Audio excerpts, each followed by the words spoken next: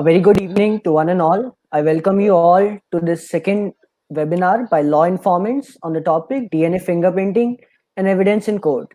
Law Informants is an online platform for law students, researchers, scholars, and enthusiasts seeking to bring together the legal fraternity.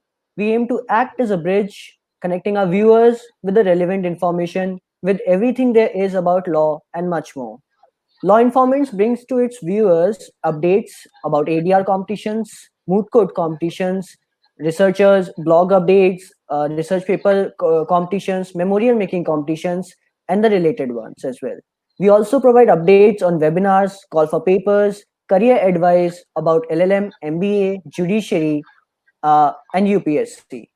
We also provide free study material to all those who are willing to study about it. We at Law Informants aim to create a one-stop platform for any individual into the legal world and serve the platform as the best one out there. Help us spread the good word. We are happy to serve law students, legal academia, and the industry. Today for this webinar, we have Harshit Singh, third year student from Symbiosis Law School, Hyderabad, who will be our moderator for the day. Over to Harshit now.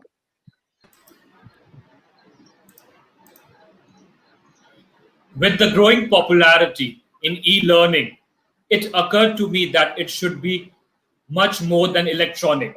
If we are going to call it e-learning, should it be effective, efficient, and engaging?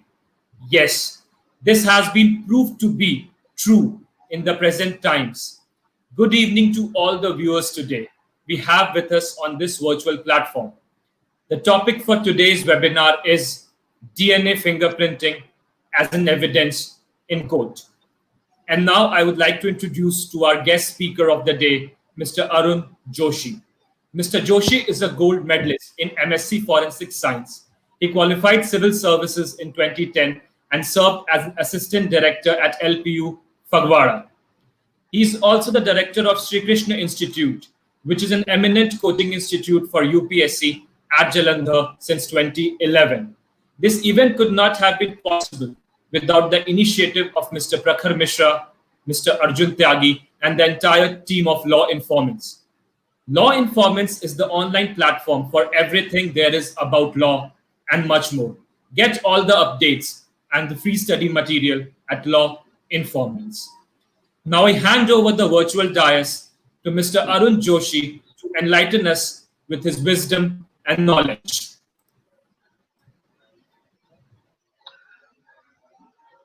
First of all, thanks a lot, Arjun, and thanks a lot, Harshit, for inviting me to this platform. It's a wonderful opportunity for me to interact with the young people like you, who are definitely guiding our nation to the new heights in future. I'm pretty sure about it. So the topic for today is DNA fingerprinting as an evidence in the court. It is a great opportunity for me to share whatsoever I have learned in my practice. I have practiced as a freelancer in various courts of Punjab on topics like handwriting and fingerprinting and DNA fingerprinting and ballistics and all that stuff. And DNA fingerprinting is my most favorite topic. So we shall be discussing the basics and a few legal aspects as well. What are the various problems related to DNA fingerprinting as far as its acceptance in courts of India is concerned, and what is our present government doing, how it's approaching the DNA fingerprinting scenario, and then we will have a small conclusion how this particular great technology can help us. So keeping in mind the time constraints, I have prepared a small PPT, and there will be a small video which will be running, and through that PPT and video I shall be trying to explain the various aspects related to DNA fingerprinting. So I would like the audience to have a bit of patience and be focused on the screen so that you do not miss any particular information. The information has been arranged pretty concisely and precisely, keeping in mind that we have only almost 1 hour in which we have to share this particular knowledge. So I shall be starting with a small PowerPoint presentation. After a few slides, there will be video, and in that video, I shall be trying to explain what the DNA fingerprinting is, because until unless we don't understand these two words, what DNA is and what DNA fingerprinting is, we cannot proceed further with this particular topic. So we need to understand what DNA is. I have tried to arrange the information in such a way that students from all streams can understand what DNA is, what DNA fingerprinting is, and I have tried to keep the legal aspects as simple as possible so that our mass audience can understand the various aspects related to DNA fingerprinting. So, with the due permission of Harshit Singh and Arjun Tyagi and Mr. Prakhar Mishra, I'm going to start my presentation. So, audience, stay connected and keep enjoying our presentation.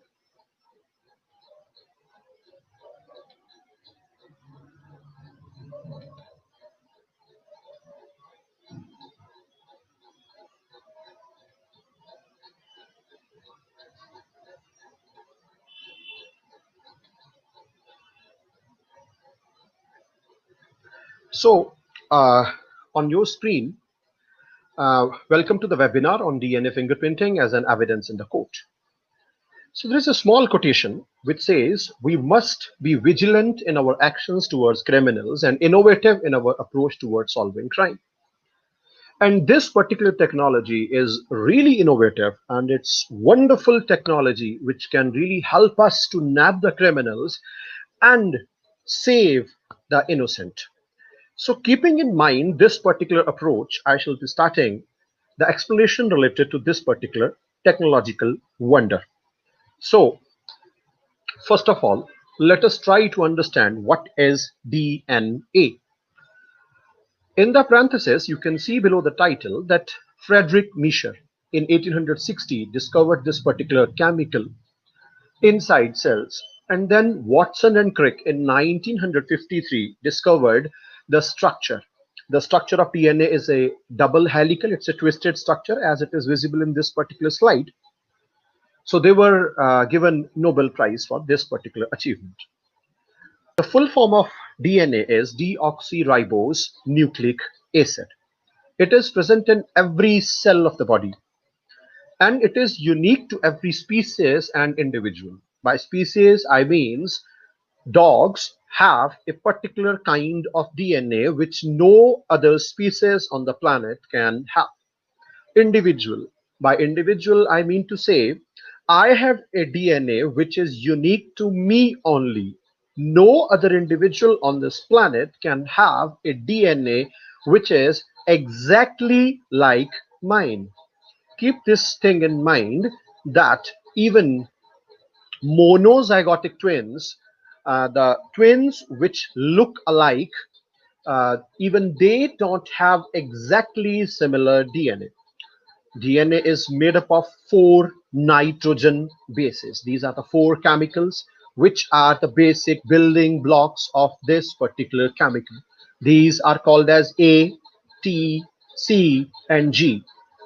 On the right hand side of the slide, the picture of DNA is displayed, and in this particular picture you can see that A is adenine, thymine, guanine, cytosine. You can consider these 4 chemicals equivalent to the alphabets of English language. We have 26 alphabets, and using those 26 alphabets, we have created billions of words. So similarly, using these 4 alphabets, various kinds of DNAs have been created. The DNA of apple, the DNA of a cat, the DNA of dinosaur, the DNA of a bird, and DNA of human beings. They are all made up of these 4 chemicals, A, T, C, and G. Adenine, thymine, guanine, cytosine. It is the arrangement which makes us different. And this is the point from which DNA fingerprint originates. It decides what we are. Some of us are dark skinned, some of us are fair skinned, some of us have curly hair, someone has straight hair, someone is long and hefty, someone is long and thin, someone is short and thin. So it is all about DNA, and we get it from our parents. This is a very important point which is useful for DNA fingerprinting. Moving to the next slide, what is DNA fingerprinting? DNA fingerprinting is also called as DNA typing, DNA profiling, genetic fingerprinting, genotyping, or identity testing. You can have different names for it. DNA fingerprinting is a chemical test that shows the genetic makeup of a person or other living things. It is used as an evidence in courts to identify bodies. We can identify living beings, we can identify dead bodies, we can track down blood relatives and to look for cure of diseases. Even DNA fingerprinting has been used to identify diseases in families, and then by using other biotechnological achievements, we can cure the diseases. So DNA fingerprinting is extremely accurate, and most countries now keep DNA records on file in the same manner as actual fingerprints are kept by the police. So DNA fingerprinting is very precise. It is a technology which helps us to match the close relative. If any one of you gives me a sample of your blood, your father's blood, your mother's blood, your brother's blood, and your sister's blood, I can show you in the lab how similar you are, how you people are connected. So, this similarity in DNA of a family helps us to establish a close connection between them. So this is the base of DNA fingerprinting, and the technology which is used to unravel this secret is called as DNA fingerprinting or DNA typing, DNA profiling, genotyping, or identity testing. So let me clarify a confusion, because many a times I have faced this particular question that is DNA fingerprinting just like fingerprinting? No, they are pretty different things.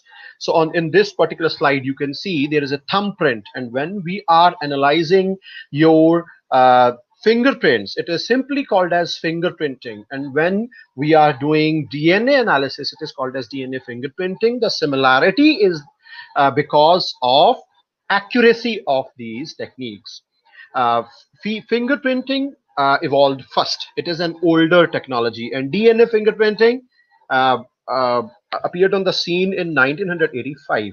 So, keeping in mind the accuracy of the fingerprinting science, they named it as DNA fingerprinting because they are as unique as your fingerprints are. No two individuals on this planet can have same fingerprints. Similarly, no two individuals on this planet can have similar DNA fingerprints. So, giving a respect to the fingerprint technology, they named it as DNA fingerprinting. It is a term of common parlance, but technically it is DNA profiling, genotyping, identity testing. So DNA fingerprinting is a name of common parlance, a name of common use. So let us watch a small video how this particular technology works. It's a small video. If the voice is not audible, I shall be the one who is going to do voiceover. I shall be stopping at particular places. DNA fingerprinting or DNA profiling. Leicester University geneticist Alex Jeffreys developed a technique called DNA fingerprinting in 1985. So Alex Jeffreys from Leicester University developed this particular technique called as DNA fingerprinting. It allows DNA samples from different people to be compared to look for similarities and differences. It's used for solving crimes and can also confirm if people are related to each other. So crime scenes, relationship between people can be ascertained by using this particular technology. Like in paternity testing, any two people in the world have 99.9%. So any two people in the world have 99.9% similar DNA. I am the speaker, you people are the audience. Any one of you comes to me, we can find 99 point similarity at the genetic level, at the DNA level between you and me.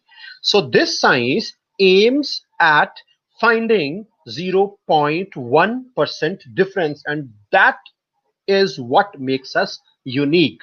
For their DNA the same. So this process analyzes the differences in the remaining 0.1%. So this 0.1% is the difference between you and me, and this is what DNA profiling does. This modern technology is called DNA profiling. It's a very sensitive technique which only needs a few skin cells, a hair root, or a tiny amount of blood or saliva. So we can perform this test using your skin cells, hair roots, blood, saliva, semen, dandruff.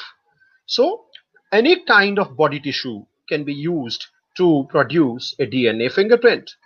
But there are sections or loci of chromosomes. So this is the point to be understood. This is a chromosome.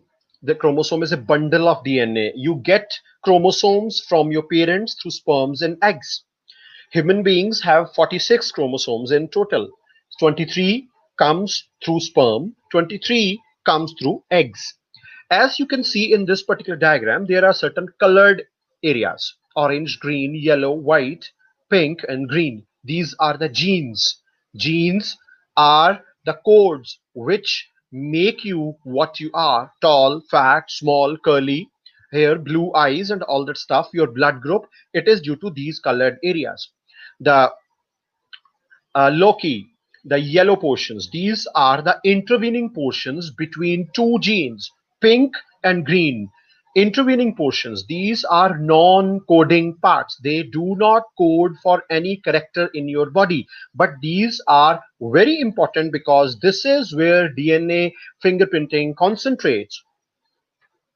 Where instead of a gene consisting of a long sequence of bases, there are much shorter sequences of 3, 4, or 5 bases. So these loci can have 3, 4, or 5, or even sometimes 7, 8, 9, 12, 10, or 12 base pairs. Base pairs are, for example, A and T, G and C. They are connected to each other. So these are called as the base pairs.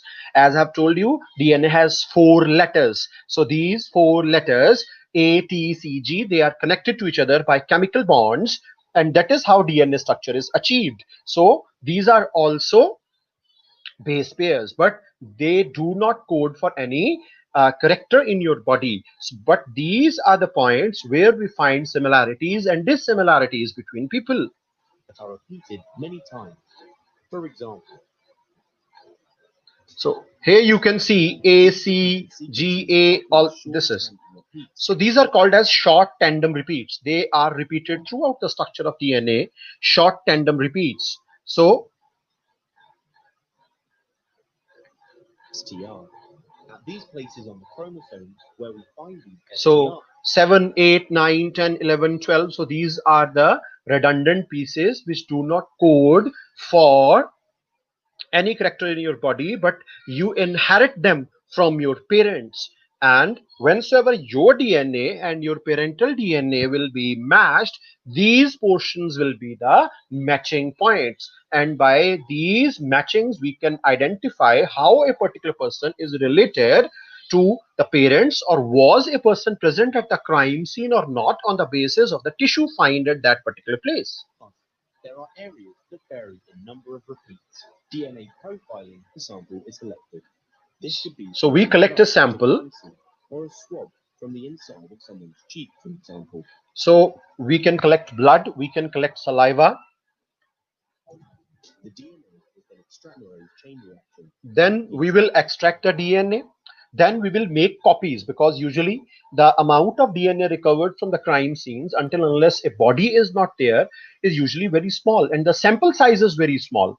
But we do not need a big chunk of skin. We need a very small, we need very few cells. So the DNA is copied by using a particular technique called as PCR, polymerase chain reaction. As we are going through the COVID-19, you might have heard that the primary test for detecting a positive patient is RT-PCR. This term has been coming into the newspaper from the start of the COVID-19. So PCR, it is a method of photocopying the DNA. Yeah. Special enzymes called restriction endonucleases are then put into wells in a special gel. So after cutting the DNA, after copying the DNA, this is a small electrical instrument, and we make a special solution in which DNA segments are dissolved, and then electricity is flown through this particular device. And then when DNA fragments are charged. They have a natural charge. And from positive to negative, they start to segregate from each other. Because as you can see, there are two wires. One end is positive, one end is negative. And according to the natural charge of DNA fragments, they will separate from each other. For the process of gel electrophoresis, which separates the DNA fragments by size. So here you can see a particular pattern has appeared. It is due to movement of DNA fragments of different sizes under the effect of electricity. Pattern is then transferred to a nylon sheet in southern blotting. So that is how a DNA fingerprint looks like. So we have taken a blood sample, and then person 1, person 2, person 3, person 4, we have developed a fingerprint of all of them, and then we can compare the blood sample patterns with these 4 people who are suspected. So let's have a go at using DNA profiles to solve some mysteries. An item was stolen from a burglary. A drop of blood was left behind by the thief. Samples of DNA were taken from which suspect is guilty. So in this particular slide, you can see a store was burgled, some item was stolen, a blood drop was there. We recovered the blood drop, we ran the DNA sample and developed this kind of DNA fingerprinting. So here you can see the blood stain in red is being compared with suspect 1, 2, 3, and 4. And you can clearly see that blood stain clearly matches with suspect number 3. The pattern in the blood stain and suspect 3's pattern are similar. So we can rule out suspect 1, suspect 2, suspect 4, and we can clearly nab the suspect 3. So that is how the DNA fingerprinting helps us to identify the proponents of a crime and save the innocent people. So let's go back to our PowerPoint presentation. So I hope you people have understood what the technology is. So source of DNA samples at the crime scenes. I have visited a few crime scenes during my M.Sc and afterwards. And various kinds of things can be found from where we can recover DNA samples. So hats, sweat, hair and dandruff, eyeglasses, sweat and skin, facial tissues, cotton swabs, mucus, blood, sweat, semen, earwax, dirty laundry, blood, sweat, semen, toothpicks, saliva, used cigarette saliva, stamps or envelopes, saliva, bottle, can or glass saliva and sweat. So various kinds of body tissues and body fluids can be used. And remember, whether it is sweat, whether it is saliva, whether it is urine, or it is semen, or it is vaginal discharge, every body fluid has cells in it. So anything which we can find at crime scene can be used as a source of DNA sample.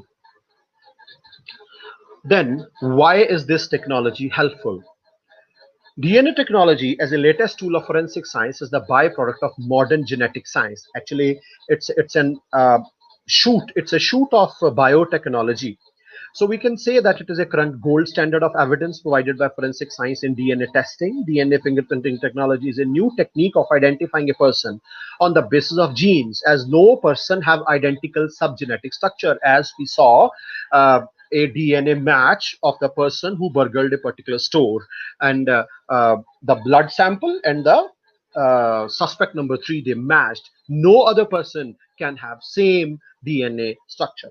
DNA is a valuable tool used by forensic scientists that can absolutely prove the innocent prisoners and convict the guilty.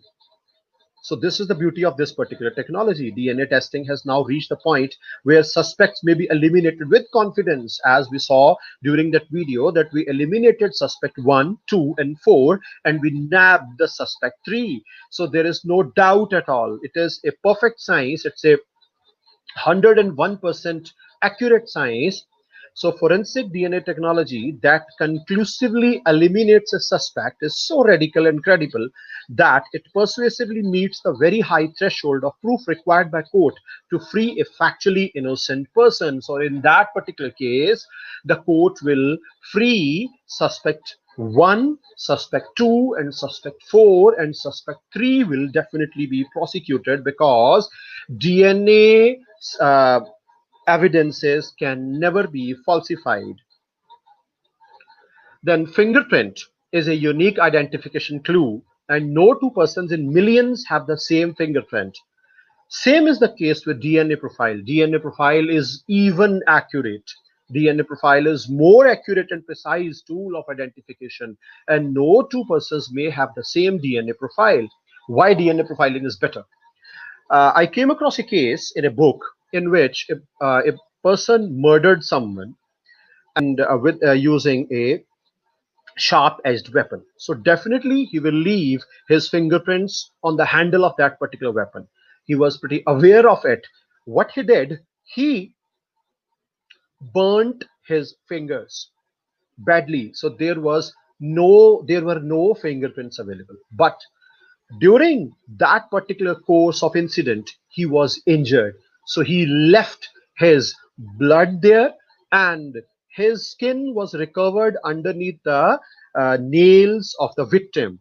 So using that blood and skin sample, he was caught, and he could never wipe off his genetic evidence from that particular scene of crime. That is how DNA profiling helps in the sensitive subjects of litigation like paternity, maintenance, and other matrimonial matters. The application of DNA profiling is the best method because this process gives profiling of a person in regard to his lineage.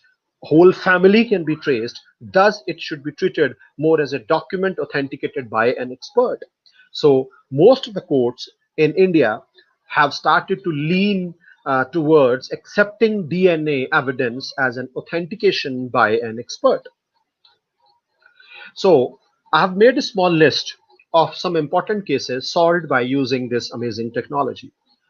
Number one, state through CBI versus Amramani Tripathi case. In this case, Amramani Tripathi was alleged for murder of Madhumita Shukla, but he argued that there has not been any relationship with her. But after DNA testing, it was proved that there was an illicit relation between them, and the child in Madhumita's womb was of Amarmani because the DNA of the child will match with Amarmani's DNA. He cannot deny it. The court relied upon DNA test and accepted it as an evidence. Then Arushi murder case. It's a very unfortunate and famous murder case. There is a famous case named Arushi murder case, which has been issue for media and investigating agencies in taking help of DNA test for finding out the truth. Then Raju Namdev Patil versus Damandu administration. So a case was lodged under section 302, 307, and 320 of IPC, but due to shortage of evidence, the DNA test of accused was conducted, and it was matched with blood samples, which were found at the place of occurrence, and ultimately the court accepted it as an evidence. Then Anil Kumar versus Turak.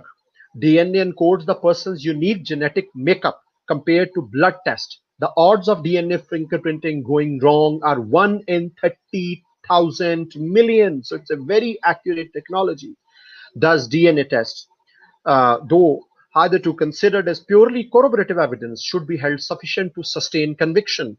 The court says it is a corroborative evidence, but is sufficient to sustain convictions. That is how the courts have started to lean towards the accuracy of DNA fingerprinting. Scientifically speaking, as observed above by the Andhra High Court, the probability of DNA fingerprinting going wrong approximates to impossibility. That is why this is a beautiful technology, and the courts accept it overwhelmingly now.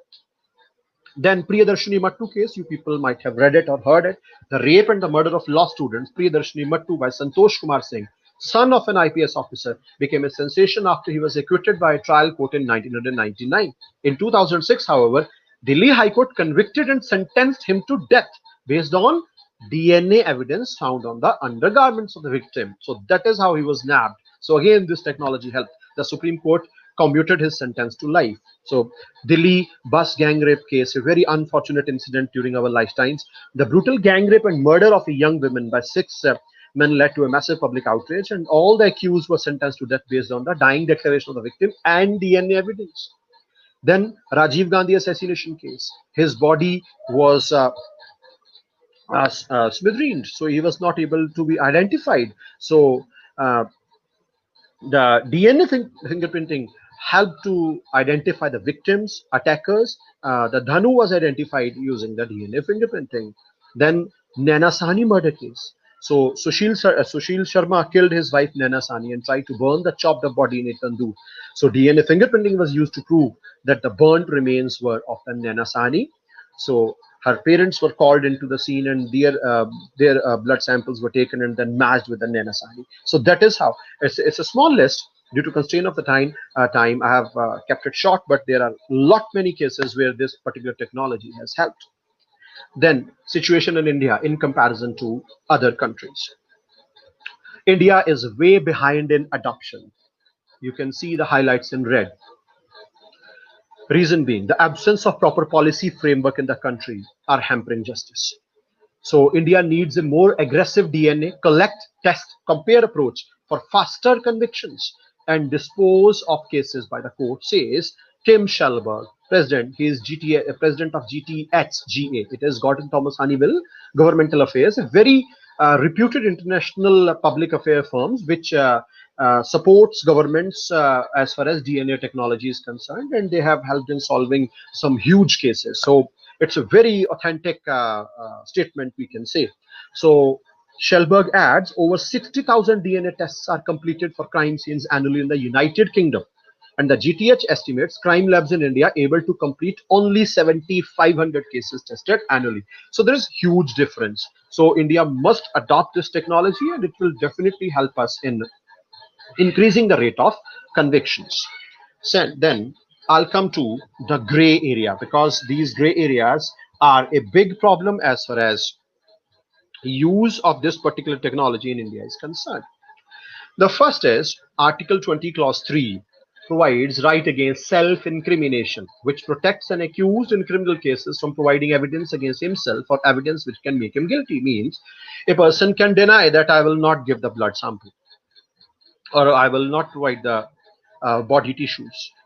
Then right to privacy has been included under the right to life and personal liberty of Article 21 of the Indian Constitution, and right to privacy has been used as a plea against DNA fingerprinting in many cases. So in Gautam Kundu case, it's a very famous case related to privacy. In Gautam Kundu case, it was held that the right to privacy under Article 21 of the Constitution is not an absolute right. Definitely no fundamental right is an absolute one. And in case of a conflict between fundamental rights of the two parties, so there are two parties, the court has to strike balance between the competing rights. And they held that wife cannot be forced to give blood samples and no adverse inference against her for this refusal. If she doesn't give blood samples in spite of instructions of the court, no adverse inference can be derived against her. So in if we interpret it, we can say that court accepted Article 21, right to privacy, as a barrier against the collection of blood samples. Then in the next point, you can see the court must carefully examine as to what would be the consequence of ordering the blood test, whether it will have the effect of branding a child as a bastard and the mother as an unchaste woman. So this kind of test can bring the identity into the question, the identity of the child, the social identity of the child, and the social identity of the mother. So Dikhtar Jahan and Muhammad Farooq in 1987. So this is a gray area. Then I'm continuing with the gray area. There are certain provisions in the Indian Evidence Act 1872, such as Section 112, which relates to parentage of the child.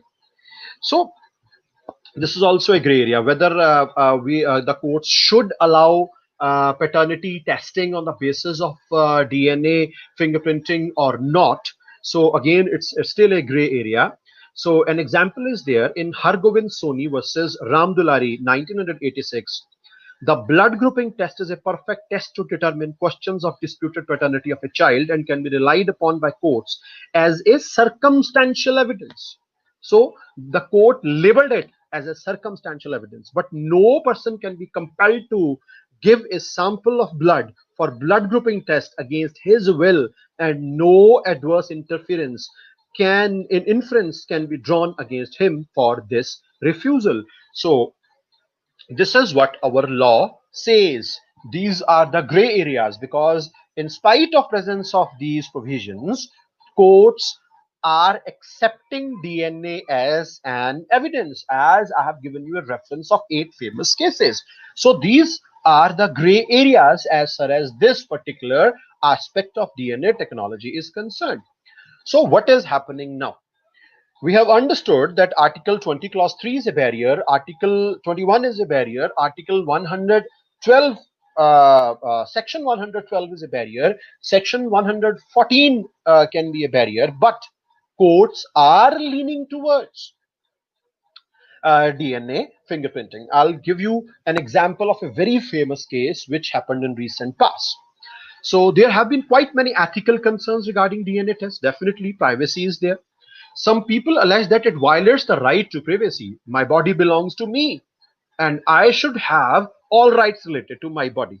Right to life, right against self-incrimination according to Article 20 of the Indian Constitution. The most famous case involving the use of DNA fingerprinting in India is of N.D. Tiwari. You might have heard the name. He was a famous politician. N.D. Tiwari, a famous politician, was alleged by Rohit Shekhar to be his biological father. In the subsequent paternity case, many legal issues surrounding the DNA testing emerged, such as if paternity is conclusively proved by DNA testing, whether the person have the right to keep the result of such test private. So this is again a question. The paternity has been proved, but the person wants to keep the results of the test private because it might damage the social identity of a person. Indian law says that one cannot be forced against his or her will to give DNA evidence, but today in certain cases, courts are forcing suspects to undergo DNA test, as the case of N.D. Tiwari. As in N.D. Tiwari case, all these arguments were raised, Article 20, Article 21, but the court forced N.D. Tiwari to give his blood sample in the larger interest of the public. Courts can force people to give their blood samples to meet the demands of justice. So courts are the house of justice, so they can interpret a law keeping in mind the requirements of the justice in a particular case. What according to Section 45 of the Indian Evidence Act? So here you can see a screenshot of the Bear Act, and in the area has been marked with a red arrow, evidence of DNA expert. The evidence of DNA expert is admissible in evidence as it is a perfect science. So the reference is Pantanagi Balaram Venkata Ganesh versus State of Andhra Pradesh 2003. So it is clearly written that evidence of DNA expert is admissible in evidence as it is a perfect science. So this is what Section 45 is saying. Sorry, let's go ahead. So can courts force blood sample collection? I have given you a reference of N.D. Tiwari case.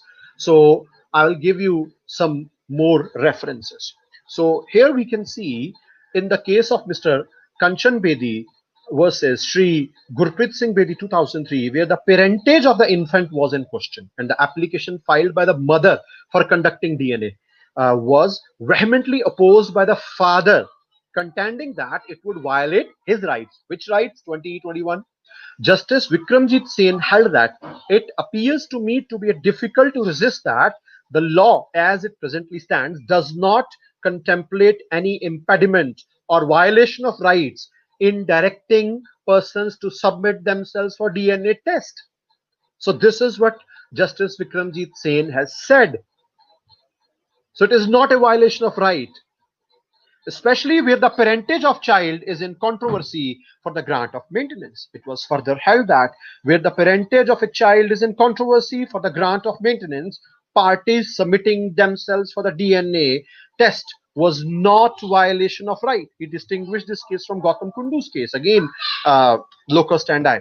So they found the situation to be different and compelling, in which a person must be compelled to give an evidence. Then again, a few references in red. Supreme Court of India in the case of Sharda versus Dharampal, where the core question was whether a party to divorce proceeding can be compelled to a medical examination. In this case, an order for DNA test was opposed by the respondent on the ground that such an order violates his rights to privacy.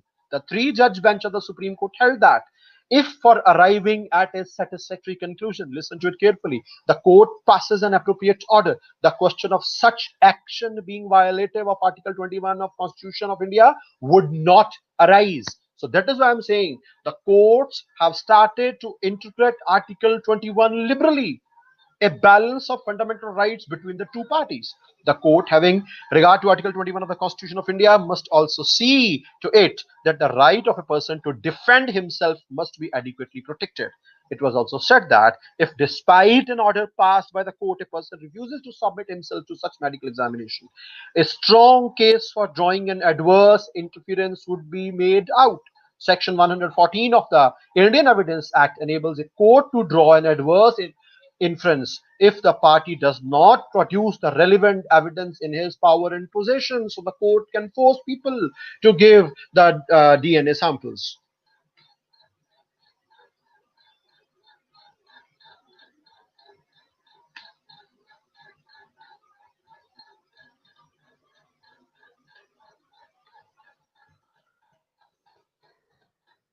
Just a minute.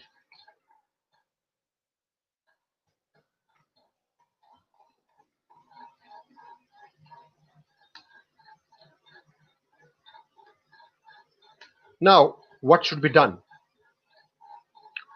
There is need for enactment of a legislation. There is no legislation in India. There is no law for DNA examination, and establishment of a national commission must be there, which will keep abreast of all new technological developments for scientists and lawyers alike. So there must be a regulatory body. The commission will formulate the procedure, standards, quality control, and will provide official approval to the testing laboratories. Till now, there is no such setup in India. There is no legislation. There is no national commission. So that is the need of the hour, so that we can rule out all the questions related to admissibility of DNA technology. Then the legislation should also authorize collection of DNA samples from persons convicted of specified felony offenses, military offenders, terrorism related offenses. Because of their DNA record, it would be much easier to trace the criminals, and also it would save a lot of time of the police. The legislation should also provide that the police officers must be properly trained, because it's a gray area. Again, the collection of samples, the handling of samples is a gray area. The people do not know how to collect the sample, how to pack it, how to handle it, how to transport it, and how to avoid contamination, because contamination is always a gray area. The lawyers will raise question about the accuracy of the test because they know a word called as contamination. So police officials must be trained. Legislation must clarify that even well-developed countries like Canada, Britain, forceful blood examination is permitted to serve the ends of the justice. It also cannot be said that the proof coming out of DNA cannot be self-incriminatory, because it is naturally present in the body. It is not self-incriminatory at all. It is a part of your body. It is a part of your existence. Then gray areas of Indian Evidence Act must be redressed along with changes in IPC and CRPC. Then what is the progress? DNA Technology Use and Application Regulation Bill 2019. So it's a most recent development, was introduced in Lok Sabha by the Minister for Science and Technology, Mr. Harshvardhan, on 8 July 2019. The bill provides for regulation of the use of DNA technology for establishing the identity of certain persons. This particular bill was introduced in Lok Sabha in August 2018, but it lapsed. So this will be the regulating act if it becomes an act. Then DNA data bank. Through this particular bill, the government wants to create a DNA data bank. The bill provides for establishment of a national DNA data bank and regional DNA data bank for every state of 2 or more states. DNA laboratories are required to share DNA prepared DNA data. It can be stored in digital form by them with the national and regional DNA data banks. Every data bank will be required to maintain indices for the following categories of data: a crime scene index, a suspect or under trials index, an offenders index, a missing persons index, and an unknown deceased persons index. So this will be available for quick reference, for quick comparison in this DNA data bank. So it will help to identify, to seclude, to exclude, to include the people quickly. Then DNA regulatory board will be there. As I've told, there is no structure, no official body available in India to regulate the DNA fingerprinting. The bill provides for establishment of a DNA regulatory board, which will supervise the DNA data banks and DNA laboratories. The Secretary, Department of Biotechnology, will be the ex officio chairperson of the board, ex officio by virtue of being. The board will comprise additional members, including expert in the field of biological sciences, Director General of the National Investigation Agency, so, and Director of the Central Bureau of Investigation, so powerful body. Then DNA laboratories. Any laboratory undertaking DNA testing is required to obtain accreditation from the board. The way your schools, colleges are accredited by NAC, same way. So the board may revoke the accreditation for reason including failure to undertake DNA testing, comply with the conditions attached to the accreditation. So they will definitely be reviewed. Laboratories will be reviewed. Then offenses. The bill specifies penalties for various offenses, including for the disclosure of DNA information. It's a secretive information. It must not be disclosed until unless it is not required by some law enforcement agency or the court. Using DNA sample without authorization, because it's a sensitive information. For instance, disclosure of DNA information will be punishable with imprisonment of up to 3 years and fine of up to 1 lakh rupees. This is the kind of regulatory environment our government wants to create in coming times. So in conclusion, I can say that DNA fingerprinting is emerging as a recognizable evidence for establishing guilt or innocence with a virtually 100% certainty. Please mark this point in your mind. The vigilant search for truth is the hallmark of criminal justice system. Definitely, we need to reach the truth. So for this purpose, it becomes pertinent that the methods of investigation, rules of criminal procedure, appellate procedure should be so designed as to ensure that the guilty are punished while the innocent are protected, because this is the ultimate aim of the justice delivery system. So the application of fingerprinting DNA profiles and DNA database, which ensures 100% accuracy, is the information becomes indispensable for the administration of justice. So this is the conclusion. So at last, I'll say thank you for your time and patience. Happy Teachers Day to all of you. Keep learning and keep progressing. Good luck for your future. Thanks a lot.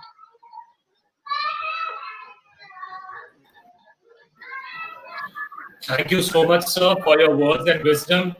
I'm pretty much sure that the viewers right now must have got lots of things going in their mind and they have plenty of questions to put before you.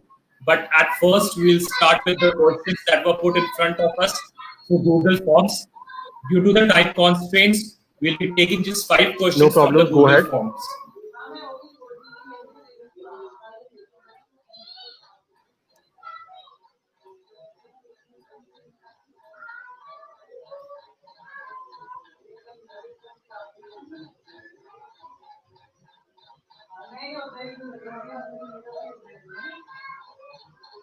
So Harshit, let's start with the first question, please.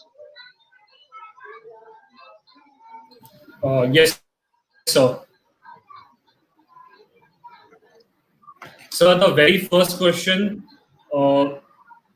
that is there is there a career choice where forensic science and law combine to make a field of law? If yes, then what See, is as far it? as career choice is concerned, when a person is pretty well aware of forensic science and law, he can be a pretty good lawyer and he can be a pretty good judge.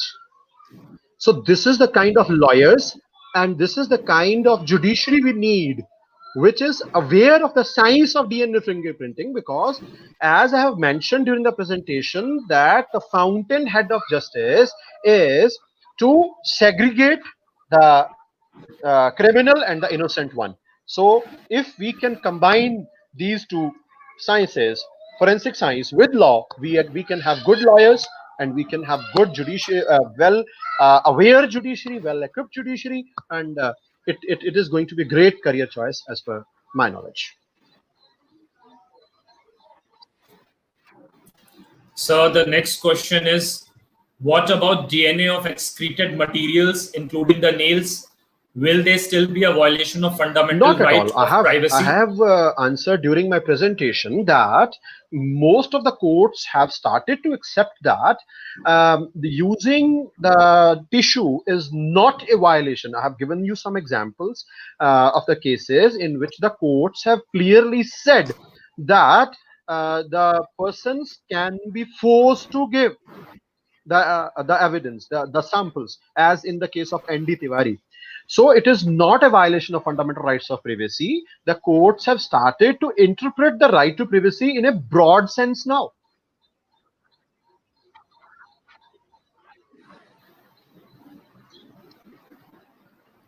So the another question is, fingerprinting not necessarily may prove guilt of the accused, as other people may have also touched the objects. In such circumstances, do we need to rely on other Definitely, that is how circumstantial a crime evidence? scene is constructed.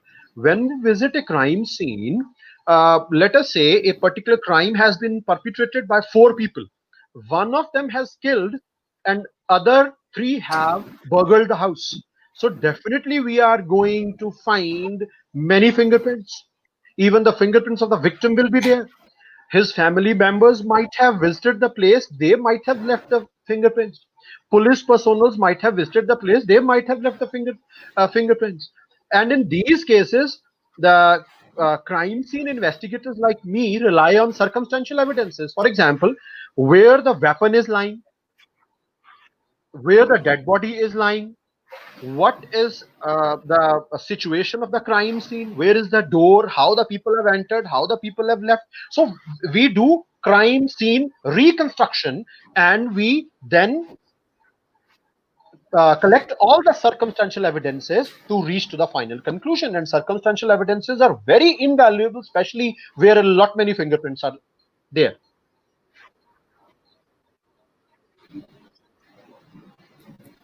So another question is, what should the person do in the situation See, of there is fake nothing and called clone as fake fingerprints? and clone fingerprints. You cannot clone your fingerprints at all.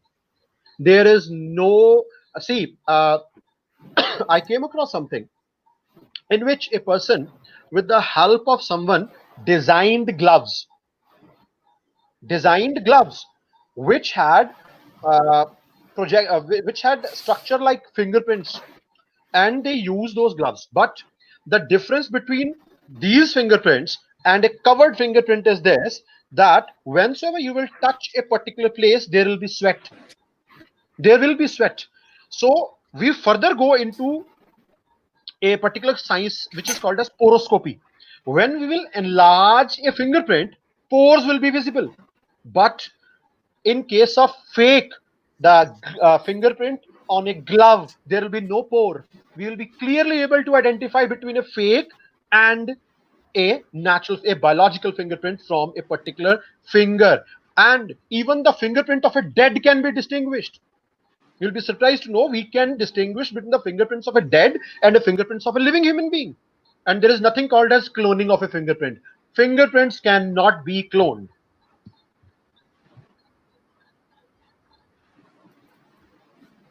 So another question is, how often is the DNA evidence incorrect, and what are the As far reasons as for it? DNA evidence being incorrect, it is near impossible. My DNA, until unless it has not been inappropriately handled, someone has contaminated it, the person who collected the DNA was not aware that he should not put his thumb on the mouth of that particular test tube, and he has contaminated it with his own cells. Only in these cases there are chances that we might get a confusing print. But otherwise, if the sample has been collected as per the SOPs, there are certain standard operating procedures for collecting the DNA samples. If the SOPs have been followed, the chances of DNA fingerprinting being wrong is 1 in 30,000 million. Matlab, near improbable. So DNA can never be wrong. My fingerprint, my DNA analysis belongs to me, and it cannot be falsified. Thank you, sir, for answering these questions. Now, I would like to tell the viewers that the comment section is open. If you Harshit, let me interrupt you. Sorry for interrupting. See, someone has sent a very interesting question. I would like to answer that because it's going to be a great knowledge for the audience. A very interesting question. Someone has done a beautiful research. What the person is, what if the person has two different DNAs in him or her? For example, when there is a bone marrow transplantation, beautiful research, I will say. Whosoever the person who has given you this question, first of all, thumbs up to that person. He has applied his brain. He has done a wonderful job in searching out this particular thing. See, this can happen if the bone marrow has been replaced. Bone marrow is present in long bones. Long bones are these ribs, legs, and this is where our blood cells are produced.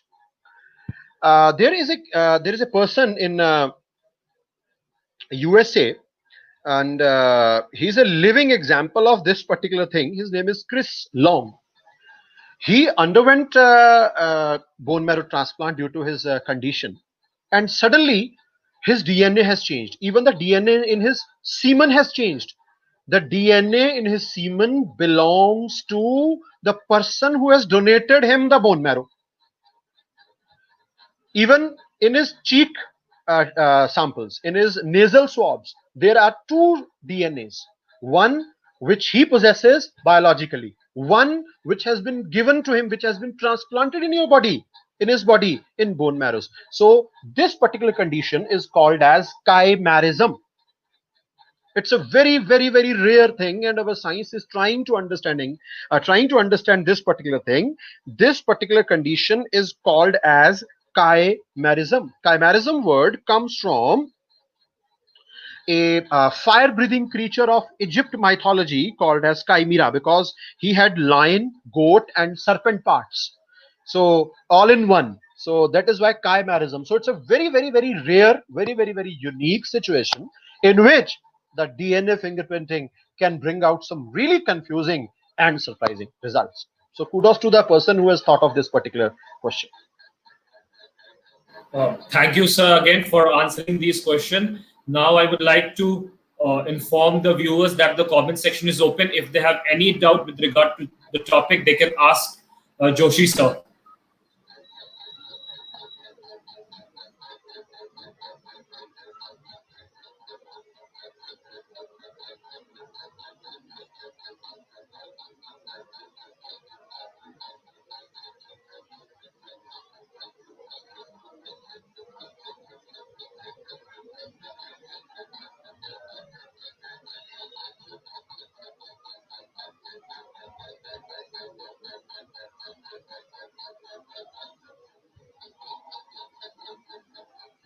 Well, I Just a believe, minute.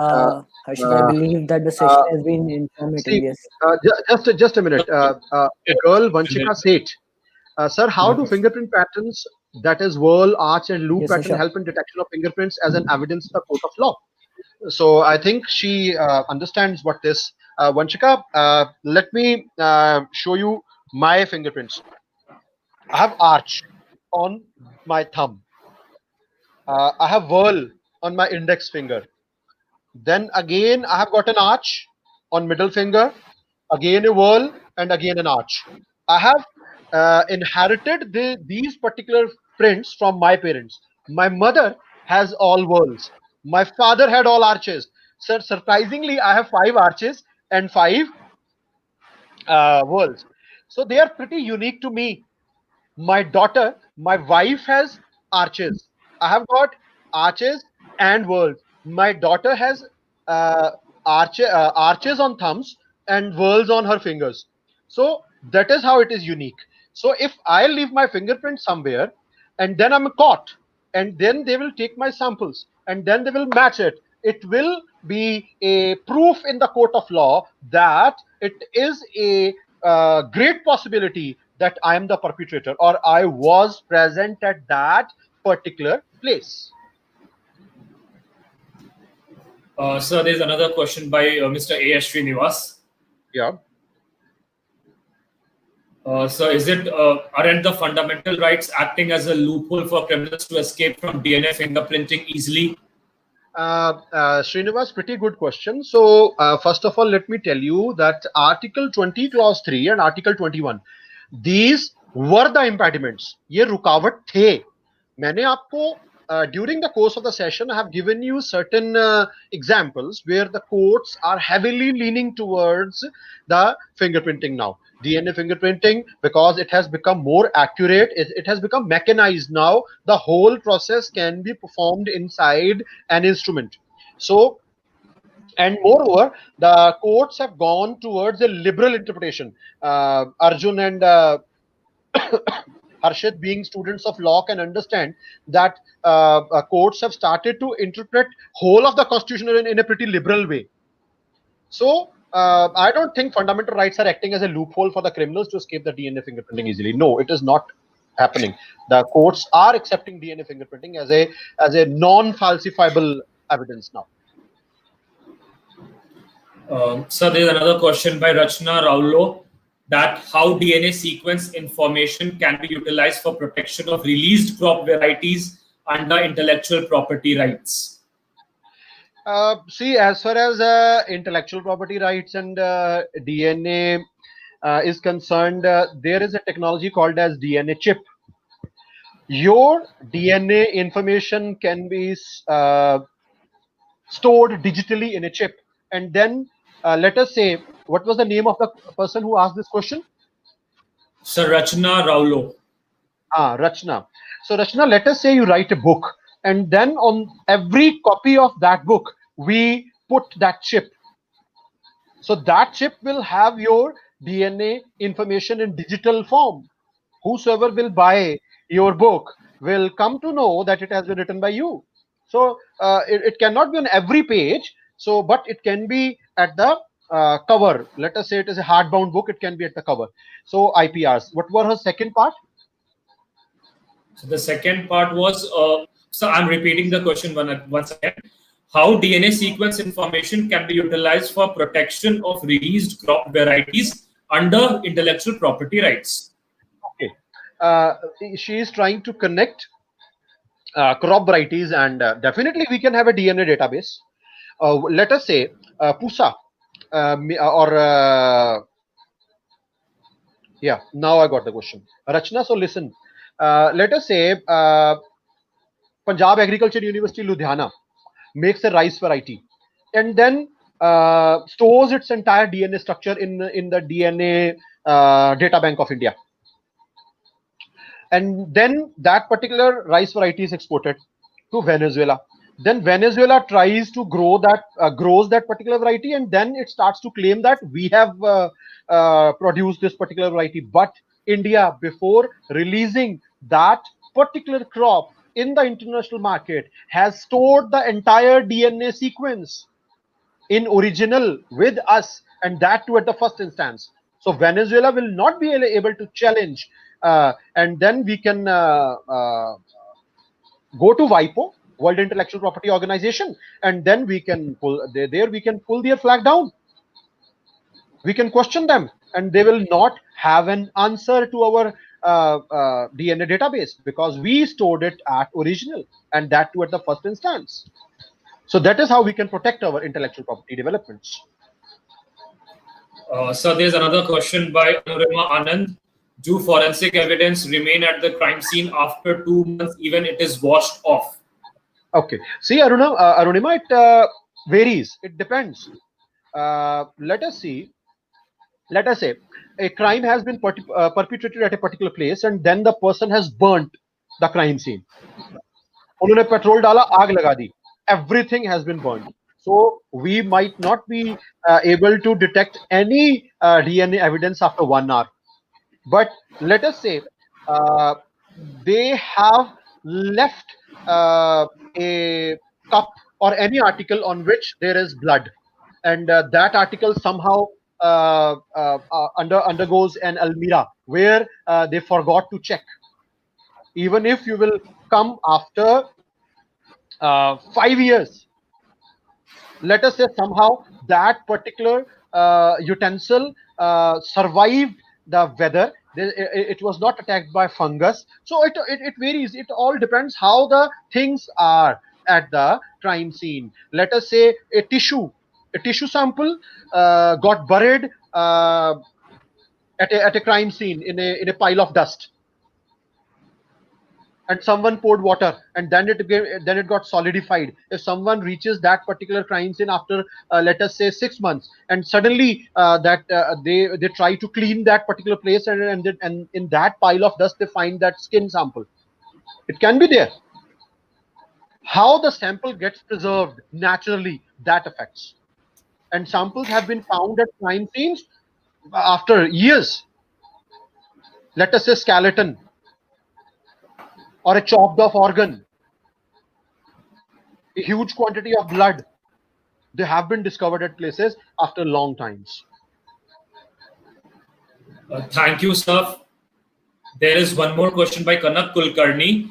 The X and Y chromosome present on the DNA strands define the genetic makeup of a person. How does a paternal justice could be given to an orphan child whose mother has multiple partners? See, the first thing is X and Y chromosomes. Let me define the person. It will be a male. It will be a male. In a male, the X chromosome comes from the mother and the Y chromosome comes from the father. Even if the mother has multiple partners, and if we can trace those multiple partners, we will collect the blood sample, then we will run a DNA profile, and out of those multiple partners, the one person can be shortlisted with whom that Y chromosome matches. So that is how. But it all again depends upon the circumstances whether we are able to trace those multiple partners or not. Thank you, sir, for answering these questions in a very well-defined manner. Dear viewers, due to some time constraint, we won't be taking any further questions. I know that you all are very much curious, but due to some time constraint, we won't be able to take further questions. So comes snow after fire, and even dragons have their ending. With this, we come to the end of the webinar. I would like to take this opportunity to thank Mr. Arun Joshi for taking out time from his busy schedule and enlightening us with valuable information.